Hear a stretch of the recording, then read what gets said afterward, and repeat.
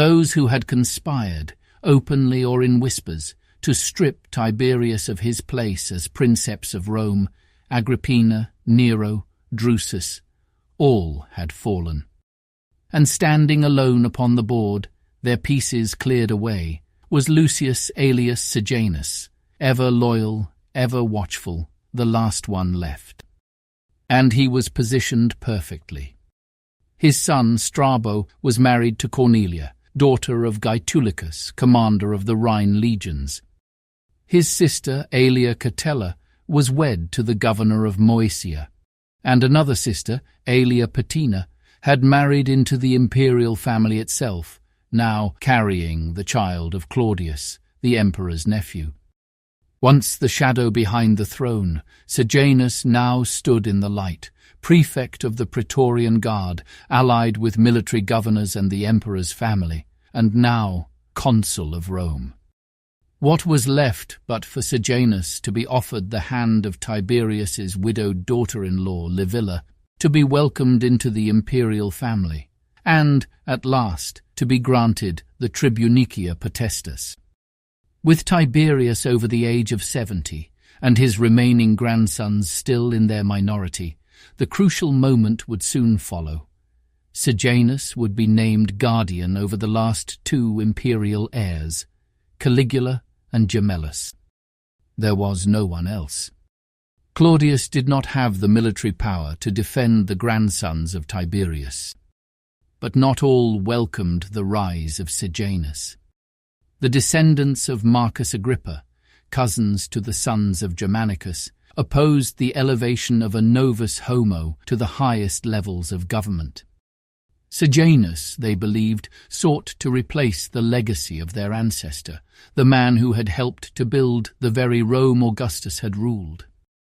Although Sejanus counted a few allies among the descendants of Agrippa, most questioned his role, not only in the downfall of Claudia Pulchra and her son Varus, but in the removal of Agrippina and her eldest sons, and even in the mysterious deaths of Julilla, Agrippina's sister, and Castor, the son and heir of Tiberius. These suspicions were soon echoed by the Roman people, who still supported Agrippina and her sons. When word reached the Roman people that Tiberius had written to the Senate, calling for the arrest of Agrippina and her son Nero, and that the Senate had failed even to reach a quorum, they marched. Bearing images of Agrippina and Nero, the crowd surrounded the Senate house in protest, rallying behind the last living descendants of Augustus. But Tiberius was unmoved. When he wrote a second time, demanding their arrest in harsher terms, the people turned their fury on Sejanus. Now everything was laid at the Praetorian prefect's feet. Even the moment he had saved Tiberius during the cave collapse at Spelonga was reinterpreted with suspicion. Some whispered that Sejanus had loomed deliberately over the trapped emperor, refusing to move, so that the Praetorians, when they finally broke through, would find him posed heroically over the father of the nation. Others claimed it was Sejanus who had discreetly threatened the priests of Rome to include the names of Nero and Drusus Caesar in the state prayers, not to honor them, but to stoke Tiberius's growing suspicion of Agrippina.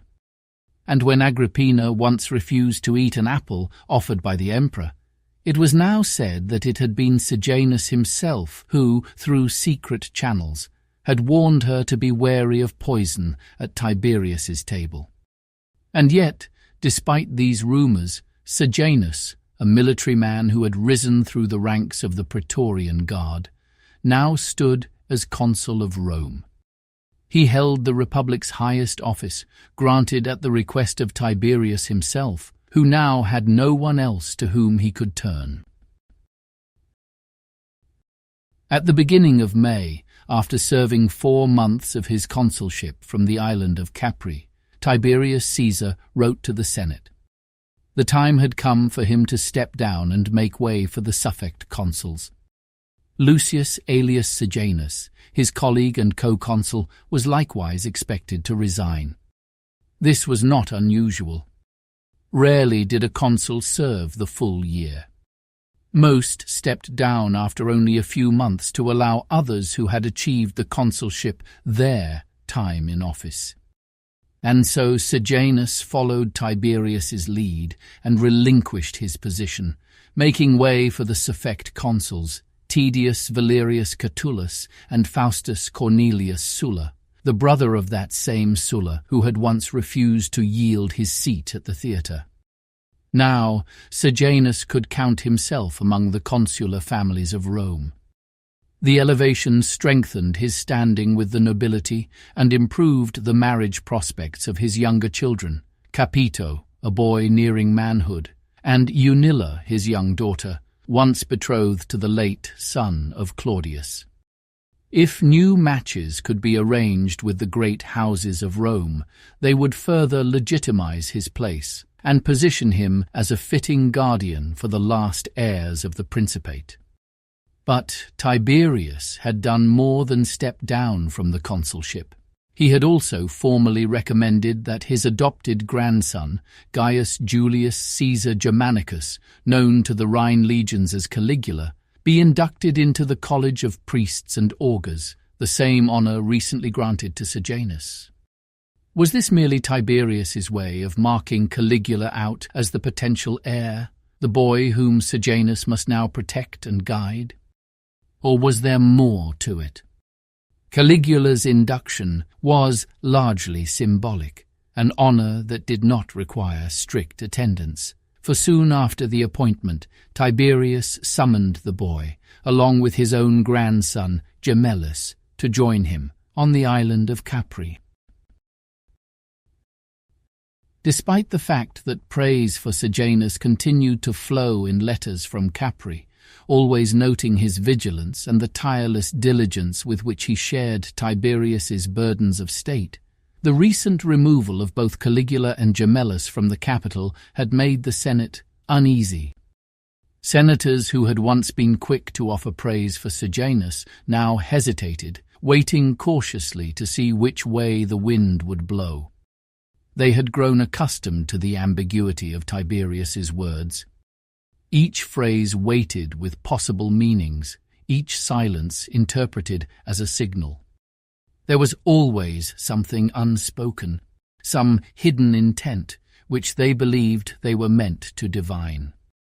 Yet from the praetorians stationed on Capri, there was no word of treachery on the part of Tiberius. The emperor, by all accounts, remained content in his semi-retirement, studying philosophy, consulting the stars, and dining with old friends.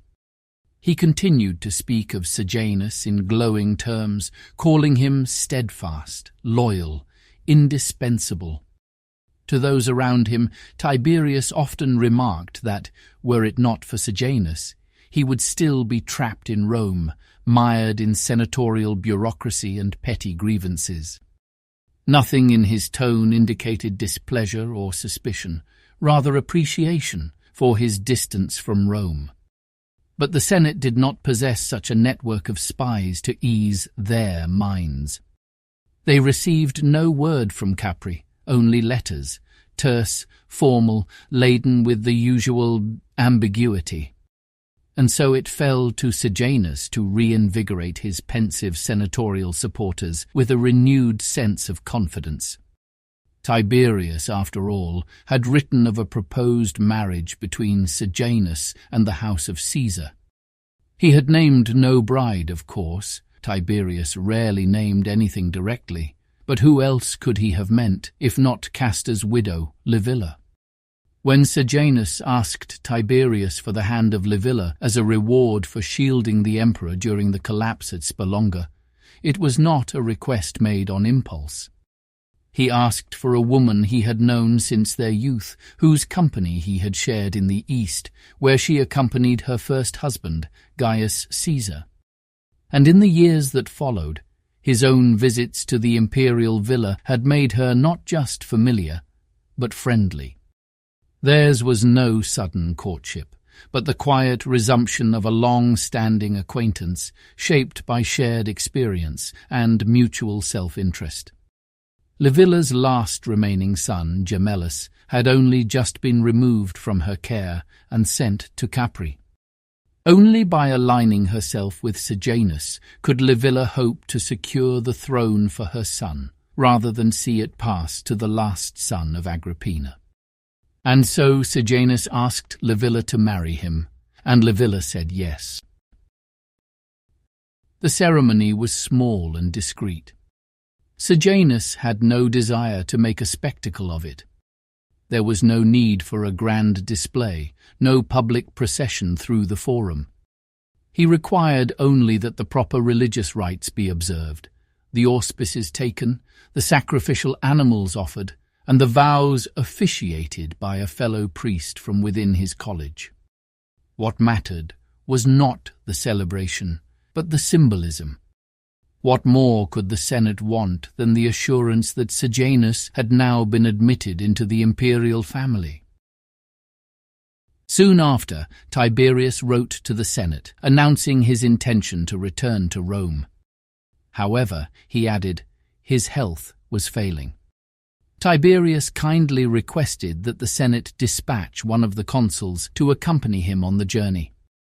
The suffect consuls then in office, Tedius Valerius Catullus and Faustus Cornelius Sulla, had completed their 4-month terms and stepped down at the beginning of October, making way for the final suffects of the year, Publius Memmius Regulus and Fulcinius Trio.